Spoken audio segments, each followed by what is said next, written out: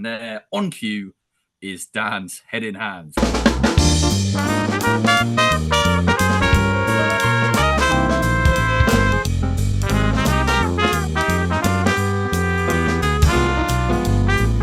Hello everybody, welcome back to The Jump Show. It is week 7 in our Ante-Post Cheltenham Festival selection process. Hopefully a few winners we've got along the way, and we'll be having a look at some of those later in the show, our portfolios thus far. But before we start this excellent video, please do remember to like and subscribe. We reached 150 likes last week. That was great. We'd like to reach 200 this week, so click that like button.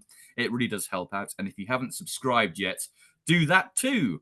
Alongside me, as always, the stalwart duo of Jake Price and Dan. Overall, another week closer to the festival, Jake, and another week of pretty interesting action that's given us yet more clues. Yeah, absolutely. Obviously, we're on the bit more of a wind down towards the festival now, aren't we? You know, the action gets a bit less, but we get some key trials. We've had, like a Boodles trial. We've had everything over the weekend. So yeah, plenty to get stuck into, plenty to review, and then, as you say, we'll have a look at our selection so far and see how our books are doing. Yeah, and Dan, we're pretty much a month away from the opening day of the Cheltenham Festival now. Are your salivatory glands okay, or are you dribbling from the mouth with the excitement leading up to the big... What an image you've given to people there. Holy Lord. You really do have a way with words. No, I tell you what, the one thing that really gets me excited is when the handicap entries come out. Like, that's kind of the day where I'm like, okay, now it's real. And then I realise everything I fancied isn't entered. And then my dreams die, and then I start again. That's kind of the pattern I'm used to going through. So that's the day. Obviously, it's Tuesday next week, isn't it, Jake? The entries come out, and the week after the weights. So yeah, that for me is like, then we're in proper Cheltenham territory then. Right, should we move on then to the weekend review? We're not going to spend too long on this. We've got plenty more to cover in the show.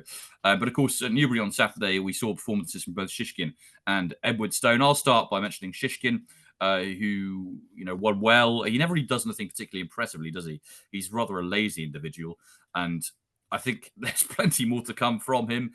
It was nice to see him back in the winners' enclosure, though. There's no doubt in my mind that if he deigns to jump off at Cheltenham and is in a going mood, then he's most definitely a Gold Cup candidate. But, that's the big question.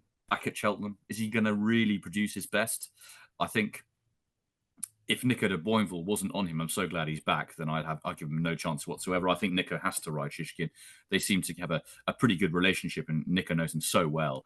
Is he going to be good enough to beat Galopin Des Champs? Very much up for debate, that. But at the same time, if he runs to his best at Cheltenham, he's surely going to rub well, and I think the extra distance is going to suit him too. So, hopefully he'll be on a going day. If he is, he definitely provide a very interesting piece in the puzzle. And it was, good to see him win that Denman Chase in unspectacular fashion. But at the same time, you just look at him and think there's so much more to come from this horse. He just can't be bothered to put it all in. I don't really blame him. I think if I was a horse, I'd be the same.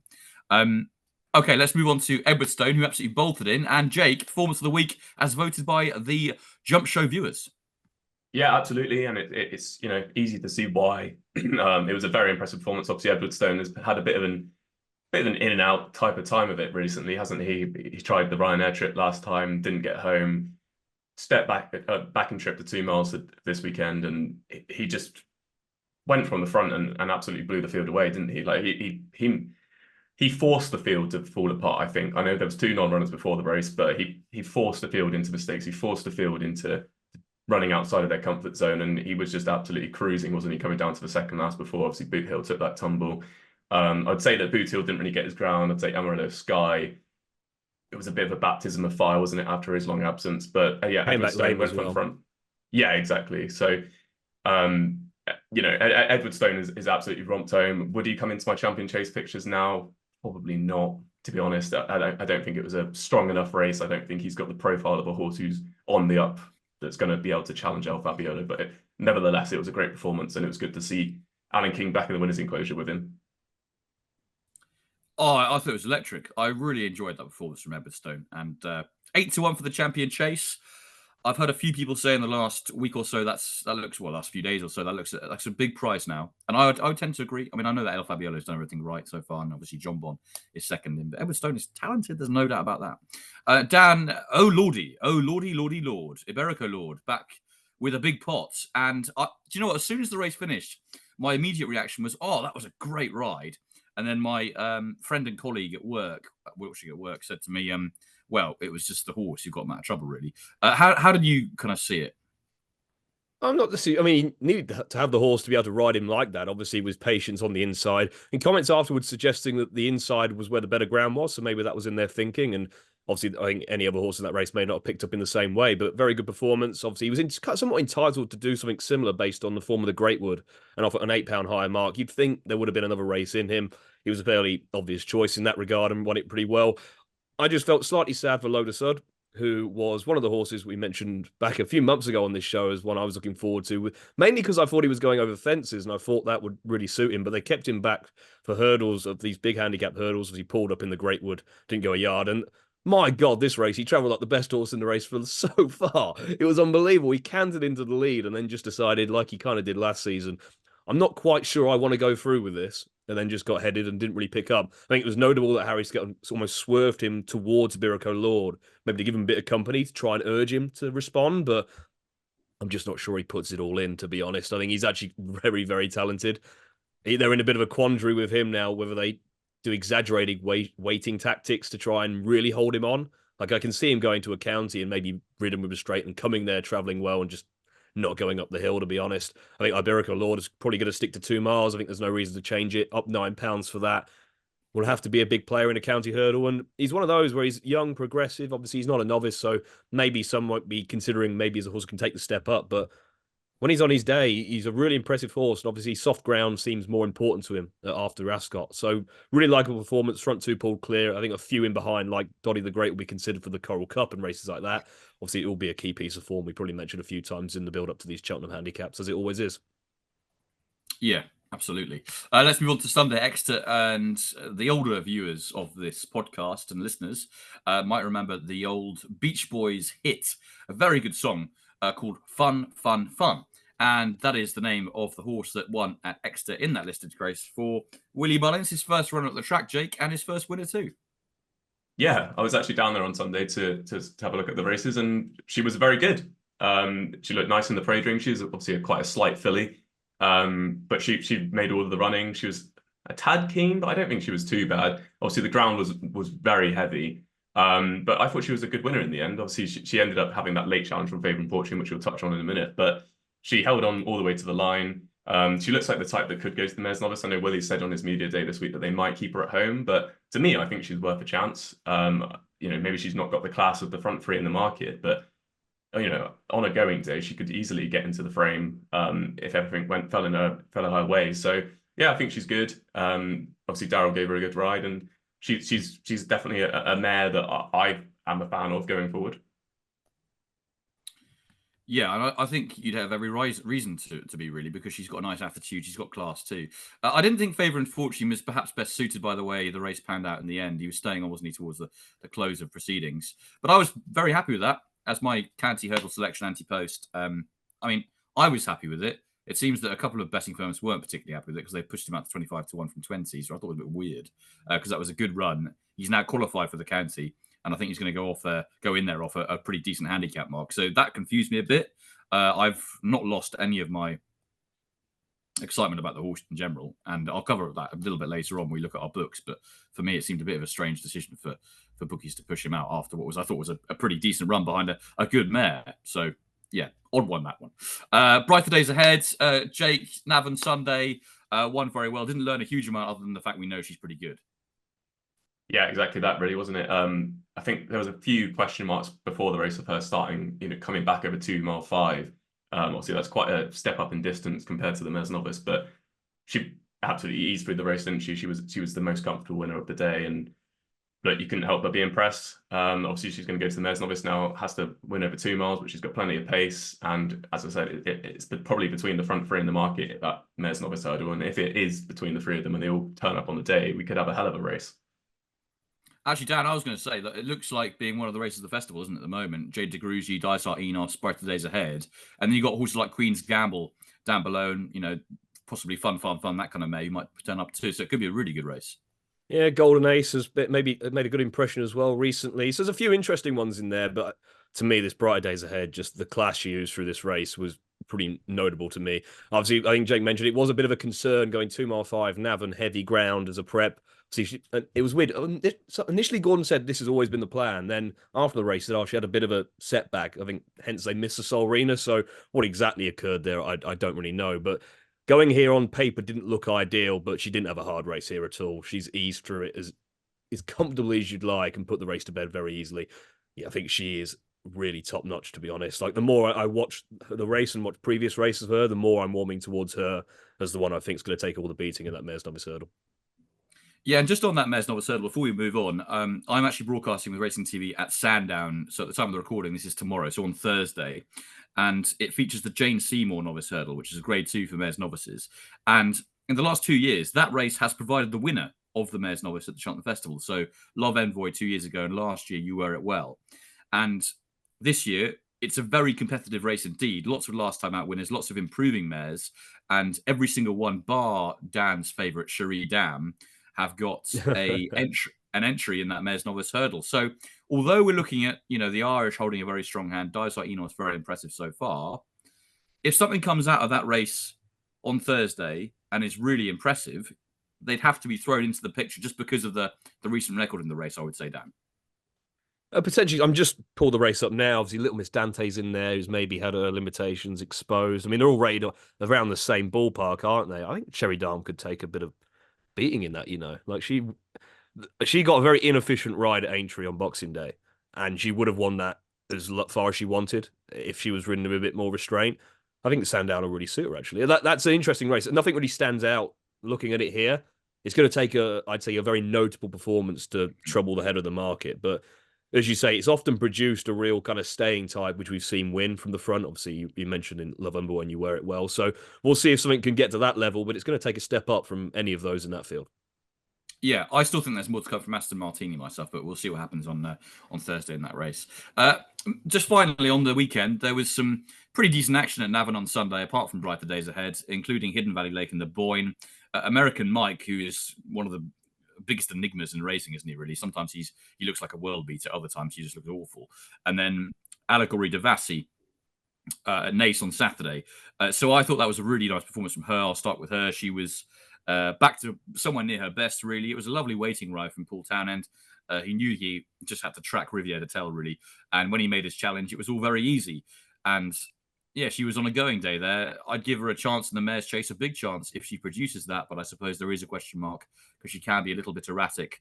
But she looks to be going to the Cheltenham Festival now with that sort of upward trajectory behind her. So that's definitely a step in the right direction for her. And I'm sure Connections will be really pleased with her. Jake, I know you wanted to mention American Mike.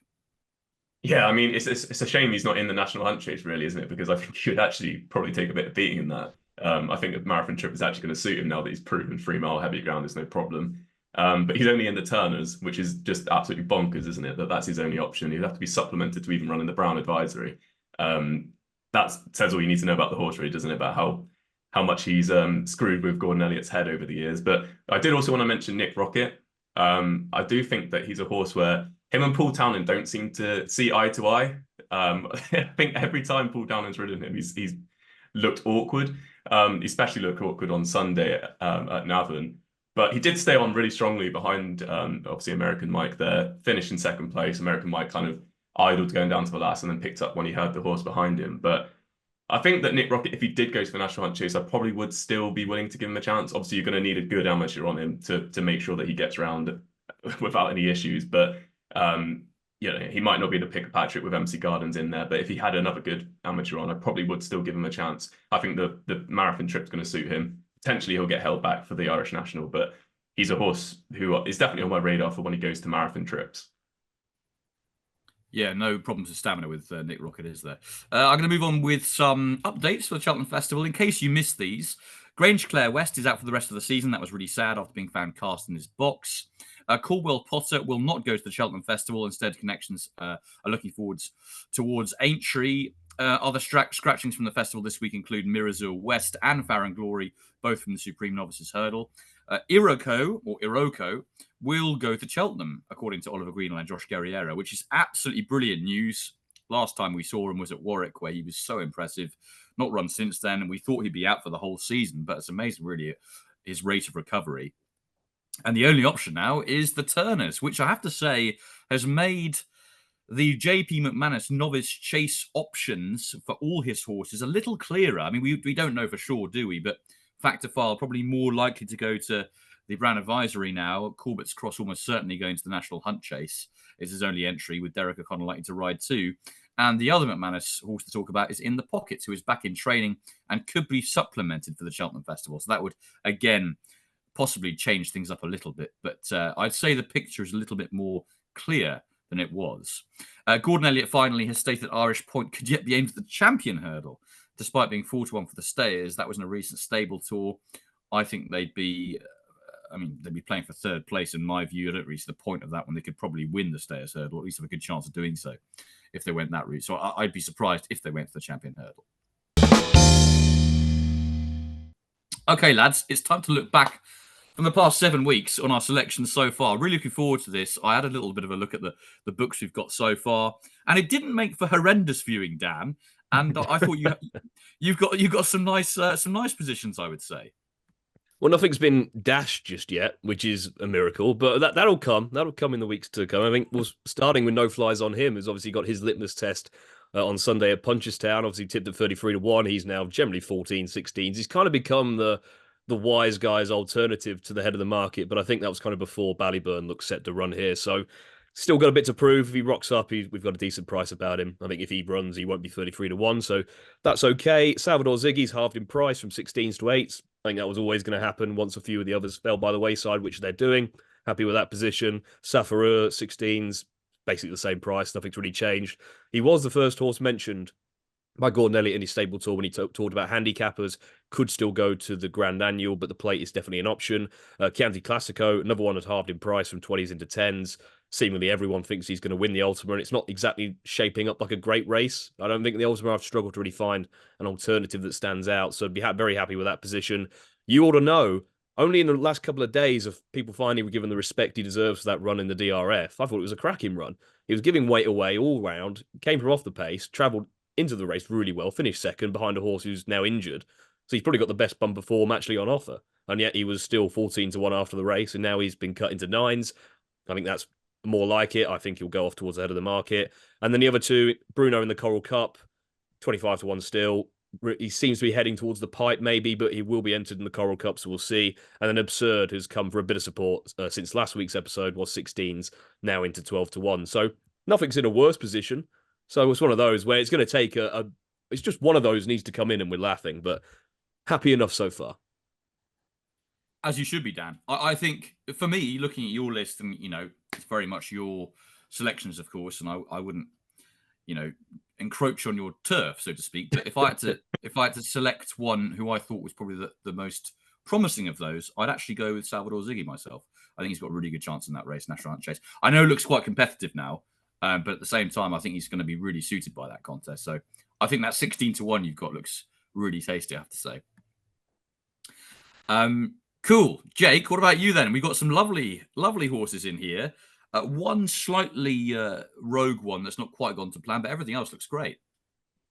Yeah, so we'll start off with, obviously, I spoke about Cargies last week when we did the DRF review, 14-1 into 6-1. Happy with that, second favourite in the race. So Gino seems to just be shortening and shortening every day. He's into 8-11 now, but, he'll be hard to beat. We all know that, but I'm on a good price there, and I'm very happy with her. I think she's the horse for now rather than the future, like Madgeborough. I think a lot of people have cottoned on to Madgeborough this week just because of Willie Mullins' stable tour comments. But even in his stable tour, he said about how he's, a Gold Cup horse for the future. So it's kind of echoing what Dan said last week about the horse. I think he's a very nice horse. I think a future prospect, he'll be very good, but I don't think I can see him winning a Triumph. Week 2, obviously, as you said, is Croke Park. That's the one that hasn't quite gone to plan. Tipped up at 16s, you can now get 20-1, but he is as short as 10-1 non-runner no bet. So there is, bits and pieces, nibbles for him. But I think, obviously, with him, he ended up finishing lame in that Lawless and Ace, where I hope that he'd finish staying on second or third and really establish himself in the market. Obviously, that didn't go to plan. He's not had an ideal prep, but he goes fresh to the race. So look, if he turns up on the day, like with most horses in the Albert Bartlett, he will have his chance. Chianti Classico, Dan's already mentioned. Very happy with that position. Cossack Jack for the Boodles. He's an interesting one. tipped up at 20s. He's currently 16s. There's been a couple of nibbles for him in the recent days, but the problem with him is he never ran. Obviously, he was entered on trials day where I didn't expect him to run. And then the 4-year-old Boodles trial that I mentioned earlier at the top of the show on Saturday, he didn't run in because of the heavy ground. And also they wanted to get luck in the morning in there because they need to get another run into him, not to qualify for the race, but to get his mark up. So yeah, Cossack Jack has kind of gone under the radar in terms of he's not run anywhere. But I think that people will start to cotton on after entries. He's going to go to the race fresh by all accounts. There could potentially be a claimer on board for the race as well. And I think 16s is still a massive price for him, especially if we get some better ground for him at the festival. I think he'll have a great chance. Percival Legalwa and the Kilmuir 16s into about 9s now. He's pretty much second favourite across the board, 8-1 general price. And he will obviously have an outstanding chance if he goes to the race. There were some comments from Gavin Cromwell this week about some of his horses for the festival. He wasn't in them. I wouldn't say that it means anything towards him not running. Obviously, we'll see with entries next week, but hopefully he gets entered. Hopefully he gets into the race, and that would be a very nice position to be in. And then lastly, Slade Steele for the Ballymore. As Dan mentioned, it's looking more and more likely that Ballyburn goes to the Supreme. He's now 2.26 on the Betfair Exchange for that race, and he's out to nearly 6-1 for the Ballymore on the Betfair Exchange as well. So the exchanges are definitely leaning towards him running in the Supreme, and therefore Slade Steele was shortened from 5-1 last week into 7-2 non-run and no bet this week. So very happy with that position. He could easily go off the favourite. Great stuff, Jake. Yeah, some nice performances in there. All nice horses to look forward to, for sure. Good prices too. Lovely book to look forward to. I'm going to run through mine very quickly. The first 2 weeks are probably my weakest, I would say. Mighty Bandit, I tipped off for the Triumph at 25s. I suppose, in a way, you could say a little bit unlucky, the fact that we didn't see him at the DRF. He's obviously with Warren Greatrex now. He's into 20-1 from 25s. I do wonder if they give him an entry next week in the Adonis. I do, because it would make sense. Yeah, it would make sense to get another run into him to see where he kind of lies in the British, I suppose, British hand. I don't know who's going to run. I know Gimme 5 for Harry Derham's going to that race, and there'll be a few others who have got some. Khalif de Burle. Khalif de Burle, yeah, another one. You have to be good to beat him. I mean, he looked very nice, didn't he? So I think that if he does run that race, it'll give us a very good pointer as to his ability. And you obviously need to win that race, really, to be winning the Triumph Hurdle. So keep an eye out for Mighty Bandit next week. Korak Rambra in the Gold Cup, 25-1, tipped now 20-1. Not a huge amount of movement, but to be honest with you, I think he's a great each-way price. I really do. I think he's a great place possibility. He's a horse who's won the last 2 Ultimate Chases. He comes alive at this time of year. Michael Scudamore has come out and said he is much better now in his coat, in his self, in his general well-being. And that really chimes in with everything that we know about this horse at this time of year. So I wouldn't give up on Korak Rambler at all. Looking forward to him in the Gold Cup. Hunter's Yarn, the Arkle, 14-1. I tipped him up. He's now 8-1. I think he'd be a live player if he goes to the race. Willie Mullins came out this week in the stable tour and said that they might keep him in Ireland. But you never really know, do you? You've obviously got Ilete Eton and Facile Vega potentially for that race. And Hunter's Yarn would give him a very strong hand, wouldn't it? But at the same time, he might think to himself, oh, I'll keep him in Ireland. But if he does go there, I think he'd have a really good chance. Monty Star in the Brand of Riser, tipped at 16s, now 7-1. Very happy with that position. He's a very solid horse in my book. I would have liked another run in him, really, before the festival. But at the same time, Henry de Bromhead knows what he's doing. And I was very taken with the way he jumped last time at Punchestown. Ginny's Destiny in the Turners, tipped at 6 is now 11-4. I wouldn't be at all surprised Ginny's Destiny goes off favourite, I have to say, for that race. I know that, there's likely to be a Gaelic Warrior or something like that gets punted before the race for Willie Mullins. But at the same time, Ginny's Destiny is so solid. And Paul Nicholls won the race last year with Stage Star. I just feel as though he'll be there or thereabouts at the top of the market. So I'm happy with that position too. And Favourite Fortune, already talked about that earlier. Not a huge amount to say, apart from the fact that I thought it was a good run at Exeter last weekend. And although he's drifted out to 25-1 from 20s, I'm still happy enough with Favourite Fortune for that race. Nothing's really changed in my opinion. So, keen on him too. You've got a lot of chases well covered, haven't you? Bloody hell. I know, I do. Yeah, I do. You just needed Marine National and Gaelic Warrior to completely tank, and somehow now you're in absolutely golden positions on some of those. Like, very impressive. Well, I've got pretty lucky, haven't I, with the fact that DRF was a graveyard. The risk you had to take. Yeah, exactly. And I suppose putting a horse up for the Arkle, you are at the time, I was putting it up against what was an odds-on favourite in Newbury National, and you know that if something goes wrong in the lead-up, you are going to get a better price. And that's luckily what's happened so far anyway. Okay, that brings us nicely on to selection number 7 from our Ante-Post portfolio. And this week, we're going to kick off with Mr. Jake Price. Yeah, so as I've said before on this show, I like to make my Ante-Post bets when the timing is right. And the Turners has been a race on my radar for a long time, just looking at it like this is an absolute mess of a race. There's so many doubtful runners. There was so much deadwood in the contest. But this week we've had a few more clues. We've had the scratchings yesterday for us recording on Tuesday. So we've had the scratchings. We've had plenty of horses taken out, and also we've had the Willie Mullins Media Day where he's spoken about his horses. And in particular, the horse that was interesting me obviously is the favourite for the Turners currently, which is Fact to File. And you know, when he was talking about Fact to File, he's very much leaning towards going to the Brown Advisory with him. Now, obviously, that's not set in stone. We know the Willie Mullins factor, but for me, the way that he was talking about it made it sound like it was, you know, probably 80% likely that he's going to go to the Brown Advisory, in my opinion. So for me, I'm going to rule out Fact to File in the Turners as turning up just for the sake of this bet. I know that could be risky, and obviously, if he turned up, he could have a great chance. But you've got to take chances at Ante-Post, and I think that the Brown Advisory was very much what Willie wanted to do, and that's normally what ends up happening. Away from that, then you've obviously got Ginny's Destiny, who Tom you put up, and you're in a great position with. Haven't really got any issues with him. It's just more the fact that I think that, like you said earlier, he's a solid horse. I think that something could be better than him, and I think I'll come on to it in a minute, but I think if you said about the horse I want to back here would be over double the price of Ginny's Destiny for the Turners at the beginning of the season, people would absolutely laugh at you. So I think that there's plenty of scope in my one, and I'll get onto him in a minute. But the other two I wanted to mention was Grey Dawning's in here. Again, Dan Skelton's come out on the stable tour this week, and he's leaning towards a Brown Advisory with him as well. Blood Destiny's in there. We don't have a clue what he's doing really. He wasn't even mentioned in the Willie Mullins stable tour. Wouldn't be surprised if they dropped him back to the Arkle, especially if my selection runs here. But we'll see on that one. And then finally, you've also got American Mike, who I'd be surprised if he turns up here, to be honest. Maybe he will. Maybe he'll just come for a spin. But I'd be surprised if they dropped him back to 2.5 after his performance the last day. But the only fly in the ointment is a Rocco. Potentially he'll turn up. I think off the back of one run, albeit it was very impressive, I can happily take him on. He's not a horse that's ever like really excited me like he has for someone like Dan, but yeah, I'd be happy to take him on at that. The horse that I'm actually landing on here is Facile Vega.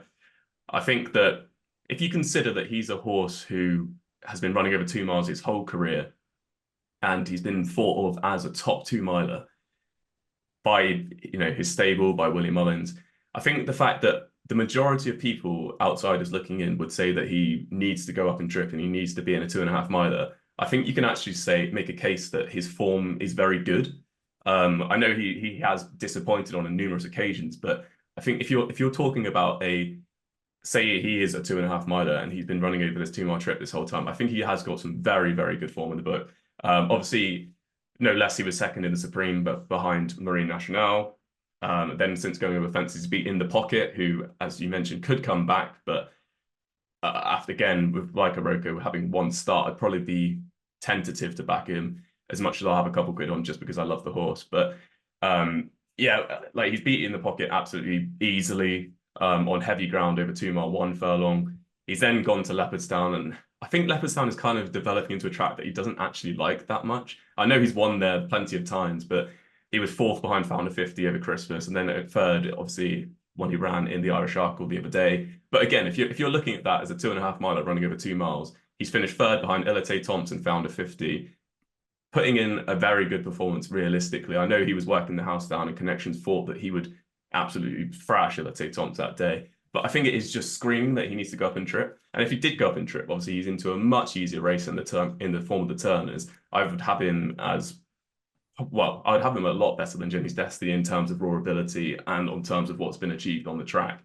And then obviously you've got Gaelic Warrior, who's probably going to turn up as well. But I think with Gaelic Warrior, he's kind of got similar form. Like, it's for a line through Elite Thompson, they're not that far apart. Gaelic Warriors always had it his own way over fences up until when he ran against Factor File and he absolutely bombed out. So there is a lot of question marks about Gaelic Warrior. His participation, I guess, is probably not 100% confirmed as much as that if he does turn up, then it will be the Turners. But I just think that Fasol Vega has so much untapped potential if he goes over 2.5. He absolutely loves the Cheltenham Festival. He won the champion bumper nice and easily. Second behind a prime inform Marine Nationale last year in the Supreme. I just generally think if he is a 2.5 miler like I think he is, then he could just be the absolute fly in the ointment here. An 8-1 non-runner no bet is just a massive price to find out. Obviously, he might end up going back to the Arkle. We know that that's a possibility, but if he does go to the Turners, I'll be absolutely all over him. There's no way that he'd be an 8-1 shot on the day. I actually thought he'd probably win the Irish Arkle if he had jumped better. So, if he steps up to 2.5, he steps up to 2.5, that might help his jumping because they don't. He doesn't jump like a 2-miler. He didn't do it on Chase debut, and he hasn't since. Like it does just look like he wants further, and that should bring out some improvement. Yeah, I totally agree. Good stuff, Jake. I know that you've got one more selection to come a little bit later, but we'll move on to Monsieur Overhaul with your selection this week, Dan. So my methodology is similar to Jake's in it that I think at this time of year in particular, you're getting horses at heads of markets who are unlikely to run, and you're getting vibes about where they may lead. And it may shake up the markets quite a lot. And that's kind of led me to what used to be the Ballymore, the Bearing Bingham. See, Ballyburn still heads the market. On what we know, the Supreme is looking by far the most likely option. Mystical Powers, third in the market. I think the reality is I think both of them will run in the Supreme, is how I'm assessing it currently. That leaves Slade Still, who I think is very solid in there, and Il Atlantique, who again, also very solid. They set a high level of form. I think it's a good standard, but I think they're both beatable. They've both proven that already. Then you're into the likes, obviously, Reading Tommy Wrong, obviously beat Atlantique in the Lawless and Ace, but he could go to the Albert Bartlett. Gidley Park's in there, Handstands likewise, Predator's Gold, all horses of a decent level, but again, nothing screaming out at you. And a lot after that, I was struggling to find viable runners. Like even Billericay Dickey's up there, one maiden win at 12-1, and he's already been written off as unlikely to go. So I think there is something in here that could progress to the head of the market if things fall right. And the horse I've ended up going on is Staffordshire Knot for Gordon Elliott, who I think is just the unexposed improver who could be a real springer in this market. Obviously, we now know as well, with Firefox being scratched from this race, he's definitely going to the Supreme. He looks like he's going to be their only number one representative in this race. When you've got the Gordon Elliott, Jack Kennedy combination as the number one, that's something I think you need to take note of. So he made his racecourse debut behind Reading Tommy Wrong, obviously the aforementioned Lawless of Nace winner, and Lisnagar Fortune. Obviously, they both had plenty of experience in their favour. I thought Staffordshire Knot ran a really good race this day. Front free, pull clear. Obviously, the form has been franked numerous times. Keep an eye on Lisnagar Fortune. I think he is a handicapper to note when the entries come out. He won next time out in a good race. I think he could be a Martin Pipe horse potentially. And to give away experience to them and still only finish a couple of lengths behind, staying on, looking a bit green, I thought was a really promising effort. And it was the classic Gordon Elliott tactic next time out. Revert to a bumper, get a bit of experience. He won a average enough bumper pretty well, turned into a sprint, which really did not suit him, but still knuckled down well to win. And then he was back over hurdles a few weeks later at Down Royal, a track that Gordon Elliott tends to use for most of his decent novice hurdlers. And he absolutely bolted up by 21 lengths over 2 mile 1. He still looked to be learning, like he was still showed signs of inexperience, but he quickly put distance between himself and the rest. And while it wasn't a vintage field, the manner in which he did it had to be taken note of. I think it was obviously, he was one of the part of the Coldwell dispersal sale as well. Rumours going that he could be one of the more, if not the most expensive one from that, given the potential he holds. He ended up being sold for €510,000, the fourth most expensive. Obviously, the three in front of him were Coldwell Potter, Grade 1 winner, Phil Dorr and Pied Piper.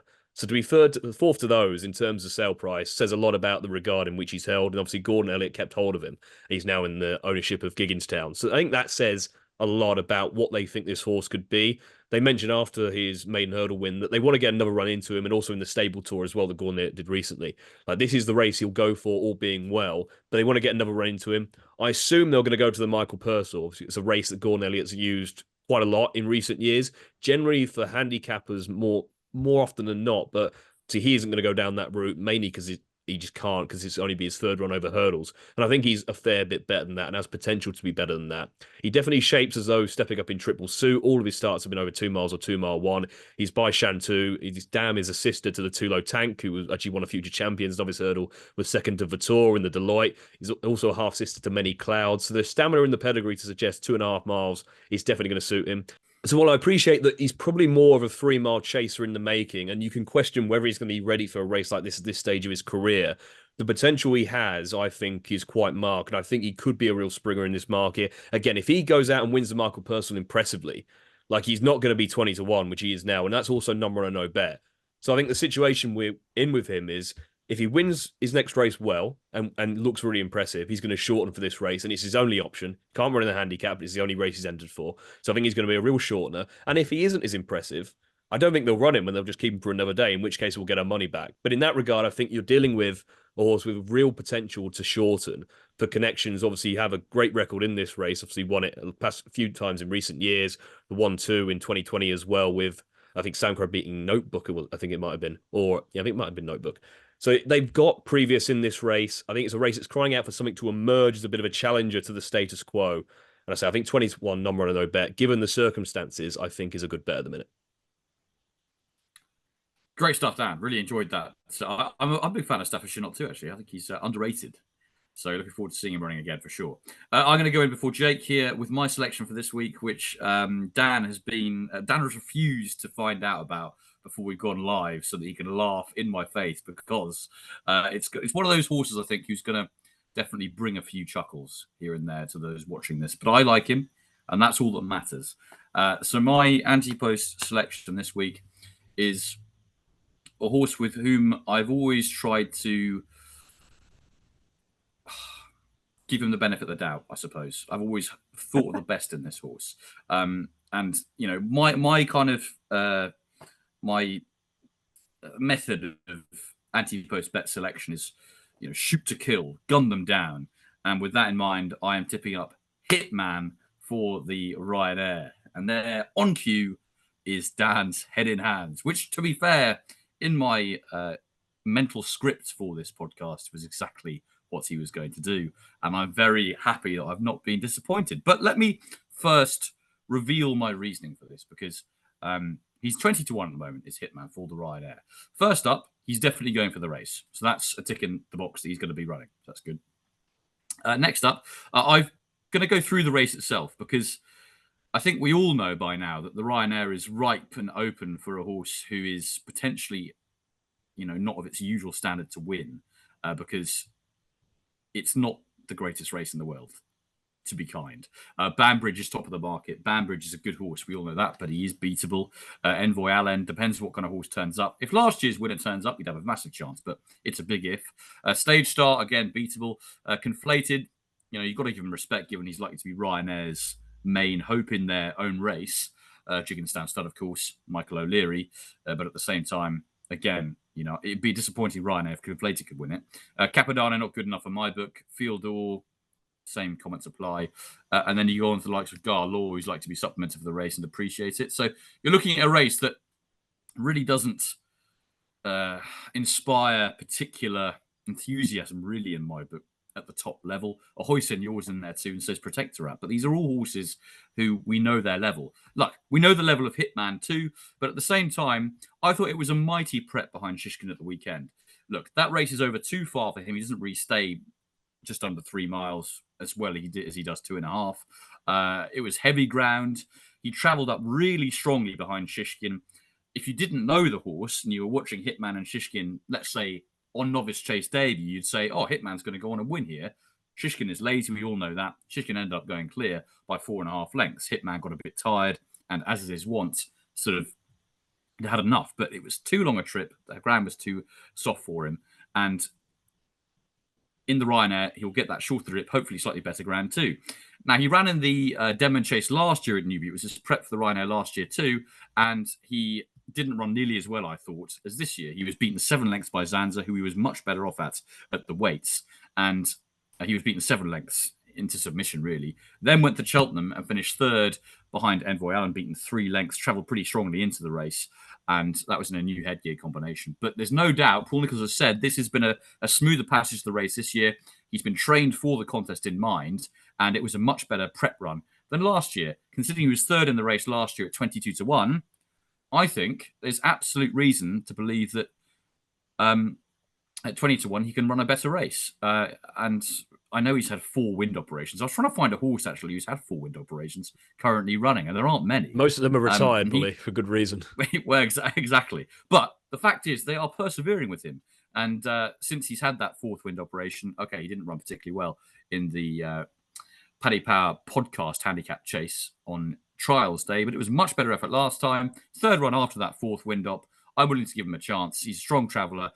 I mean, we all know this horse might shirk the challenge, let's say. But at the same time, I don't think this is a strong race. And he's a big price for me. So go on, Dan.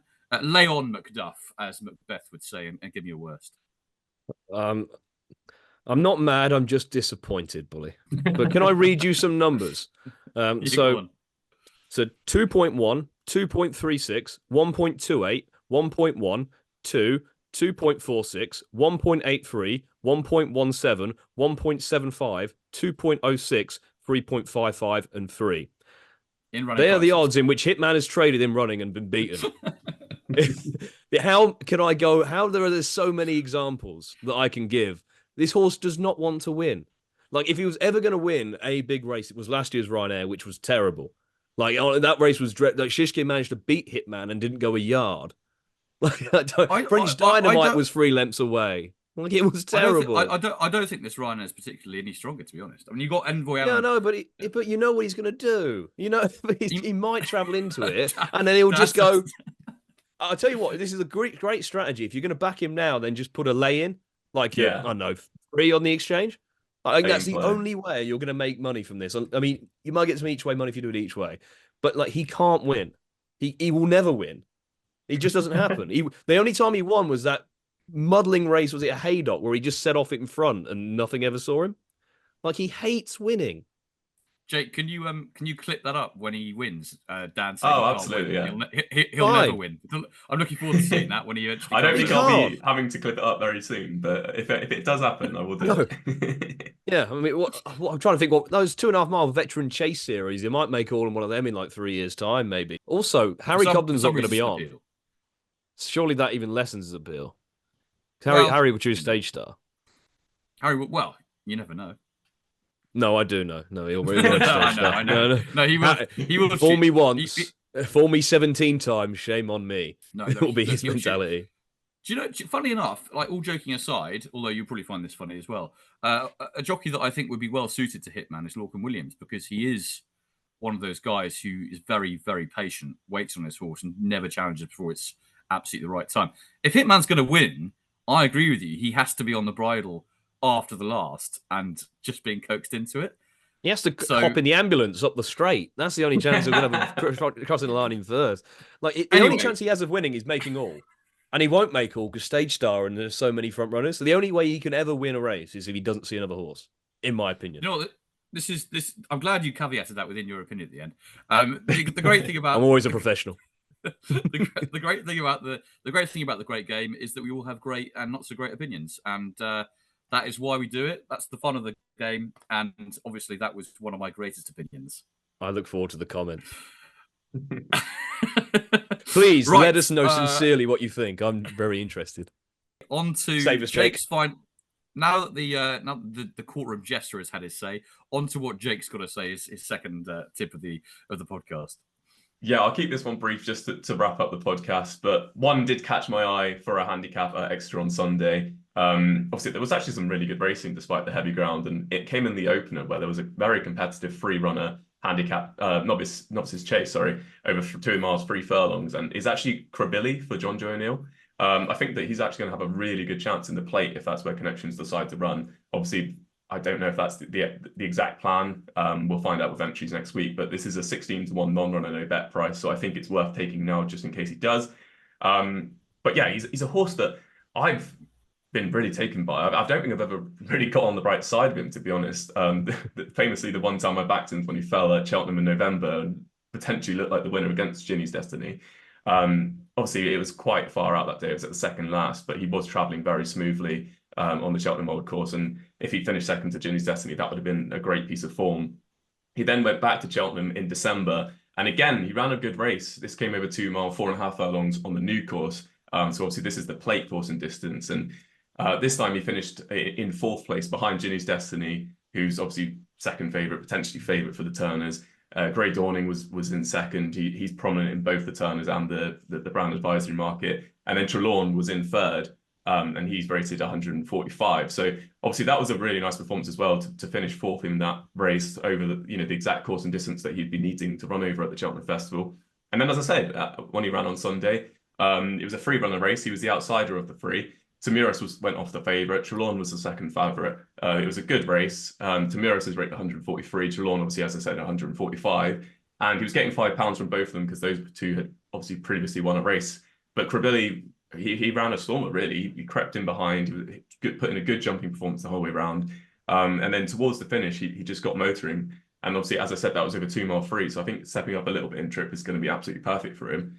But he beat Tamiris by 1.25 lengths. Obviously, he's rated 139 currently, but they don't reassess the Sunday runners for handicaps until the following Tuesday. So we won't know until Tuesday next week what his new mark will be. But because he was getting £5 from both his rivals and he's not beaten them that far, I can't imagine it will be too harsh. I'm thinking about 3, 4, maybe £5 maximum, which would get you into the low 140s. And that's like exactly where you want to be for the plate. The low 140s is bang on the mark you need. And if he got in, say, off 142, 143, I think he would have a brilliant chance as an unexposed 7-year-old with good course and distance form, run twice at Cheltenham over fences. As a handicap hurdler, he looked like a horse going places. He won off a mark of 127 at the end of the season. And yeah, I just think that he looks like a chaser who's definitely made for a handicap. And I think that the plate would be perfect for him. So 16-1, non-runner, no bet, I think is a great price. Lovely stuff, Jake. Thanks very much. Yeah, looking forward to seeing how that gets on. Only a few weeks to go now, of course, until the big extravaganza, the 4-day meeting that we all enjoyed so much, the greatest show on turf, the Cheltenham Festival. All right, gents, thanks very much. Thanks, everyone, for watching. And hope it's given you a few laughs along the way as well, because I think this week has been an explosive one, to say the least. Remember to like and subscribe. It really does help us out. And until next time here on The Jump Show, we will say goodbye.